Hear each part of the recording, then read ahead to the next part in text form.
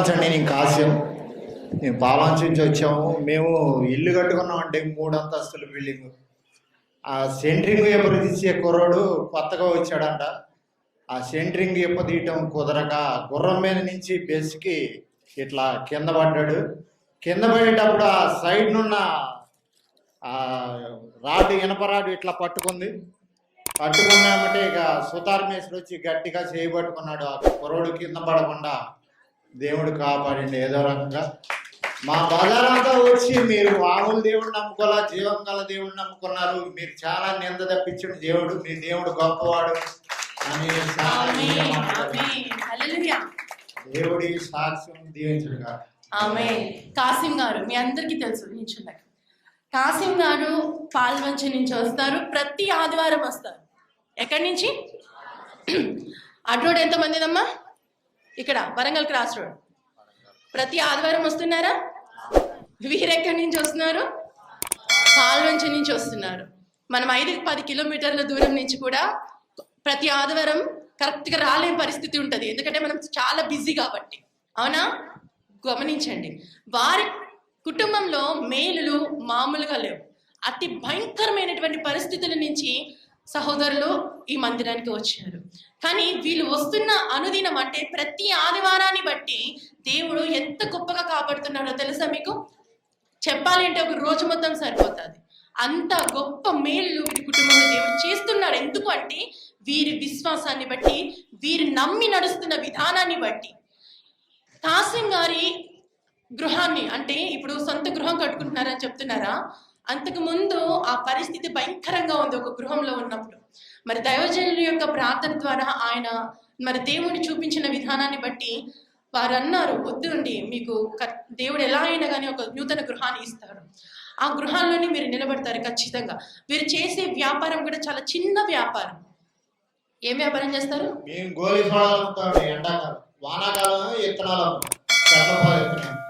గోలీ soda బండి ఉంటది కదా, సోడా బండి. ఎండాకాలం అది నడుపుతారు. మిగతా సమయాలలో విత్తనాలు అమ్ముకునే ప్యాకెట్లు బండి మీద పెట్టి అమ్ముతారు. అది వీరి వ్యాపారం అన్నమాట. అది వీరి వ్యాపారం. వీరి భార్య అయినా వీరి పిల్లలైనా కానీ మంచి ప్రార్థన పరులు, నమ్మకంగా ఉంటారు. కాకపోతే అందరికంటే ఎక్కువగా కాసిం గారు ప్రతి వారము అంటే ప్రతిరోజు కూడా, వారం అని చెప్పట్లేదు, ప్రతిరోజు కూడా ఉదయాన్నే కాసిం గారి దగ్గర నుంచి ఫోన్ వస్తుంది. ఏమని? అమ్మా ప్రార్థన చేయండి, అయ్యా ప్రార్థన చేయండి, నేను వ్యాపారము మొదలు పెడుతున్నాను అంటే బండి ఓపెన్ చేసిన తర్వాత వెంటనే ఒక ఫోన్ చేస్తారు. తక్కువ ఒక చిన్న ప్రార్థన చేయగానే చాలా సంతోషం, ప్రైజ్ ది లార్డ్ అని. ప్రతిరోజు ఇదే. ఒక్క రోజైనా తప్పిపోయారా ప్రార్థన చేయించుకోవడం? ప్రతిరోజు ప్రార్థన చేయించుకొని వ్యాపారానికి వెళ్తారండి. ఇది వాస్తవం. కనుక ఆయన దేనికి ఇంపార్టెన్స్ ఇస్తున్నారు? ఎవరికి ఇస్తున్నారు ఎక్కువ? దేవునికి మాత్రమే ఆయన ఎక్కువగా ఇంపార్టెన్స్ ఇస్తున్నారు. కాబట్టి ఇప్పటి వరకు కూడా చూడండి, ఆ 3 అంతస్తుల బిల్డింగ్ మించి ఒక అబ్బాయి పడిపోయినప్పుడు మరి కొంకెం ఉంటది కదా, సువ్వకి షర్ట్ కాలర్ తగిలి ఆగాడు. ఇలా షర్ట్ కాలర్ తగిలి ఆగిపోయాడు. అలా ఆగిపోయిన సమయాన్న ఇంకొక వ్యక్తి చూసి దగ్గరికి తీసుకున్నాడు, చెయ్యి పట్టి లాగాడు. ఆ రకంగా దేవుడు మరణాన్ని తప్పించాడు. అక్కడి నుంచి కింద పడితే నిజంగా గొప్ప కార్యం. పైనుంచి 3 అంతస్తుల నుంచి కింద పడితే ఏ రాయో రప్పో తగిలితే ఉంటుందా? 3 పిల్లలు గల తండ్రి అంట ఆ సహోదరుడు. ఇప్పుడు చెప్తున్నారు కాసిం గారు. ఆయనకి ఏదైనా అయితే ఫస్ట్ బాధ ఎవరికి? వీరికే కదా.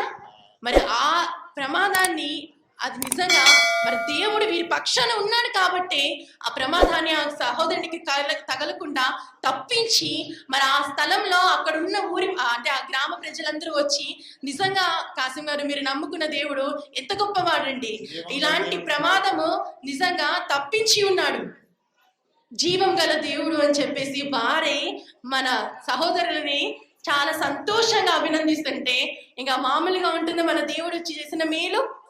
మనకి ఇంకా అది పదే ఇప్పుడు వారికి ఇది జీవితాంతం గుర్తుంటుంది ఈ సన్నివేశం అనేది. ఈ రకంగా అంటే ఆయన అనుదినము దేవునికి హత్తుకొని ఉంటున్నాడు కాబట్టి ఇటువంటి ప్రమాదాలు, అది పెద్దదైనా చిన్నదైనా, శాంతి సమాధానమైన ప్రమాదాలైనా, కావలసిన విజయాలైనా, ఏవైనా కానీ నువ్వు హత్తుకొని ఉన్నంత మాత్రం ఉంటేనే ఉంటేనే తప్ప ఏ మేలు జరగదు. ఆ రకంగా మరి కుటుంబంలో, సహోదరుని కుటుంబంలో ఇంకా ఆ గృహాన్ని కూడా పూర్తిగా చేసుకొని మనమందరము మరి త్వరలోనే సంతోషంగా గృహప్రవేశం చేసుకునే విధంగా మరి దీవించి ఆశీర్వదించి, కుటుంబంలో కూడా వాళ్ళ కుమారుడికి కలిగిన సంతానం విషయంలో కూడా మరి గొప్ప మేలులు, ఇంకా వారు కోరుకున్న సంతానం కూడా ఆల్రెడీ కుమార్తెని ఇచ్చారు, మళ్ళీ మనవని కోసం వెయిటింగ్. ఆ రకంగా అందరూ కూడా వారి సహోదరుని కుటుంబాన్ని అనుదినము జ్ఞాపకం చేసుకోండి. ఇంకా మేలులు గొప్ప కార్యములు జరిగే విధముగా, వ్యాపారం కూడా గొప్పగా జరిగే విధముగా మరి ప్రతి దినము అనుదిన ప్రార్థనలో కాసిం గారి కుటుంబాన్ని జ్ఞాపకం చేసుకోండి. ఈ యొక్క చిన్న సాక్ష్యం దేవుడు దీవించబడును గాక. ఆమేన్.